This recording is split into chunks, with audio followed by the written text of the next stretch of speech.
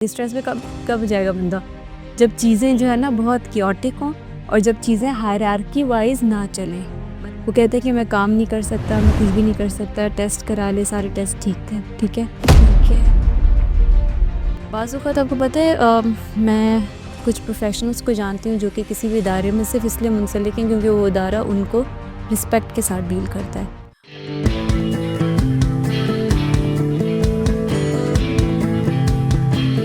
अस्सलाम वालेकुम everyone, welcome back to EduMentor podcast. आज हम बात कर रहे हैं स्ट्रेस मैनेजमेंट पर।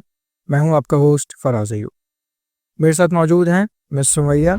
आइए इनसे जानते हैं कि टीचर्स जो हैं डेली स्ट्रेस रिलीफ के लिए किन टेक्निक्स को अपना सकते हैं। अच्छा, ये आपने बहुत इंटरेस्टिंग क्वेश्चन पूछा है। इस पे मैं एक ऐसी चीज़ के बारे में बात करना चाहूँगी जो कि टीचर्स फ़ैमिलियर भी हैं। देखिए, टीचर्स क्लासरूम के एनवायरनमेंट से फ़ैमिलियर हैं, उन्हें पता है कि मॉडरेट किस तरह करते हैं सेशंस।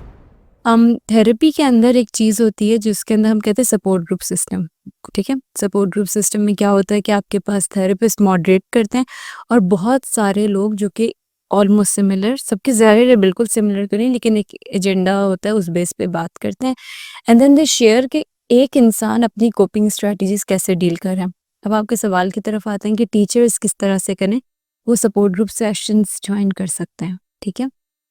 अगर वो एक ऐसे प्रेस्टिजियस एजुकेशन इंस्टीट्यूट में जहाँ पे उनको वेलनेस सेंटर मिला हुआ है, जहाँ पे उनको हेल्थ सेंटर मिला हुआ है, जहाँ पर मैं कहूँगी कि एक साइकोलॉजिकल हेल्थ सेंटर मिला हुआ है, मुख्तलिफ नामों से होते हैं, ठीक है? मशहूर जो जितने भी और अच्छे जो इंस्टीट्यूट्स हैं उसके अंदर टीचर्स के लिए अम, अम, बहुत अच्छे आपके पास थेरेपिस्ट होते हैं और वो जो थेरेपिस्ट होते हैं वो मॉडरेट करते हैं सेशन, सपोर्ट ग्रुप सेशन। तो पहली चीज़ तो ये होती है कि टीचर्स के लिए आप सपोर्ट ग्रुप सेशंस अरेंज करवाएं, ठीक है? बिल्कुल जी।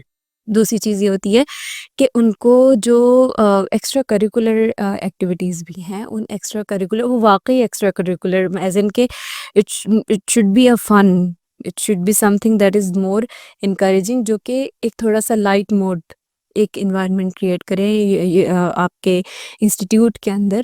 आपको वो उसके लिए भी टीचर्स को इनकरेज करना चाहिए, उसमें उनको हेल्प आउट करें, उनको फैसिलिटेट करें।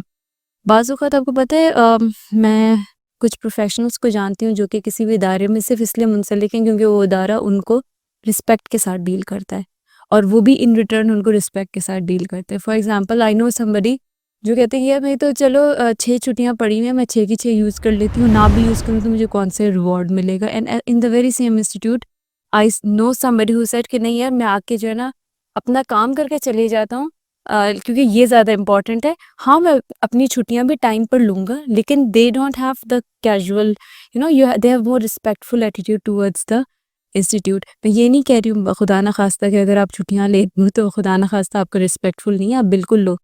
इनफैक्ट आपको अपने आप को ज़रूर ब्रेक देनी चाहिए।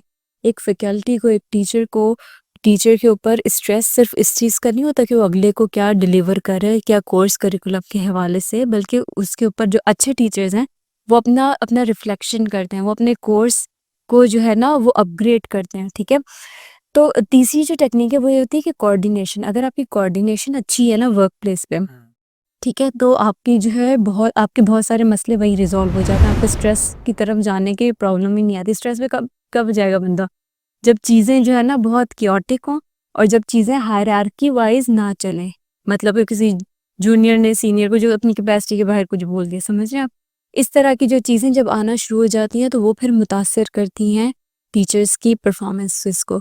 तो जब बहुत क्योटिक एनवायरनमेंट ना हो, जब कोऑर्डिनेशन रिस्पेक्टफुल तरीके से जा रही हो, जब वर्क प्लेस पॉलिटिक्स को एड्रेस किया हुआ हो, जब आपके पास स्ट्रेस के लिए आप उनके लिए सेशंस अरेंज करवाएं, अगर आप सपोर्ट सेशन के लिए कोई ना भी जाना चाहे उनके लिए वैसे सेशंस अरेंज करवाएं। आई एम श्योर अगर आप टीचर्स की बात करें तो पढ़े लिखे हैं, वो इसकी इम्पोर्टेंस के बारे में जानते होंगे।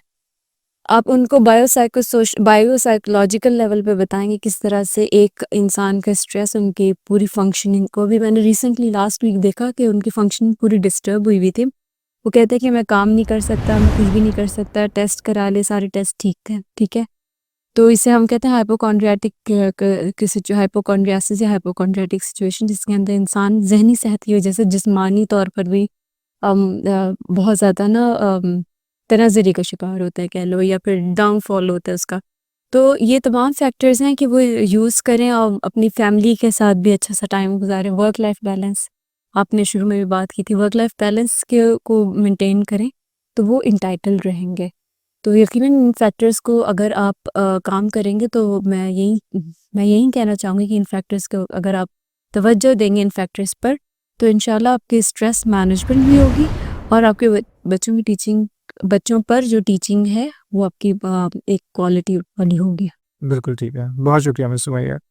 सो बेसिकली स्ट्रेस मैनेजमेंट जो है टीचर्स की या उसकी जो टेक्निक्स हैं बेसिकली ये तभी एक टीचर उस पर इम्प्लीमेंट करता है या उसे सीखने की कोशिश करता है जब वो पैशनेट होता है उस हवाले से। आपसे मुलाकात होगी अगले एपिसोड में, तब तक के लिए अपना ख्याल रखिएगा। अल्लाह हाफ़िज़।